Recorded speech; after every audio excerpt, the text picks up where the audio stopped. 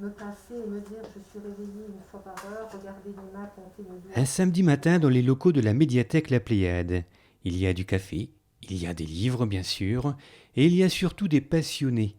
Passionnés par la lecture, passionnés par tout ce qui peut se lire. C'est le retour des cafés-rencontres organisés par La Pléiade en partenariat avec Lila sur sa terrasse.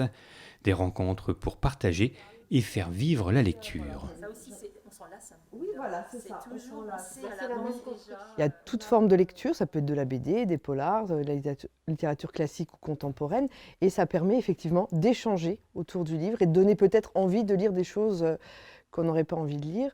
Ici, depuis que je participe à ces rencontres, j'ai découvert des bandes dessinées. C'est une chose que je ne lisais pas, mais que Valentine et Carole m'ont conseillé. Des années, donc de l'enfance jusqu'à ensuite quand elle est un petit Au fil de la matinée, la thermos de café se vide.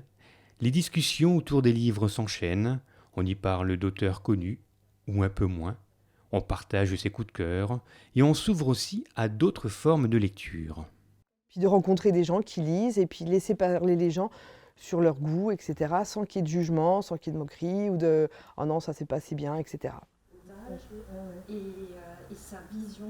Cette rencontre autour des livres est donc l'occasion de faire découvrir sa passion de la lecture sans pour autant basculer dans l'élitisme.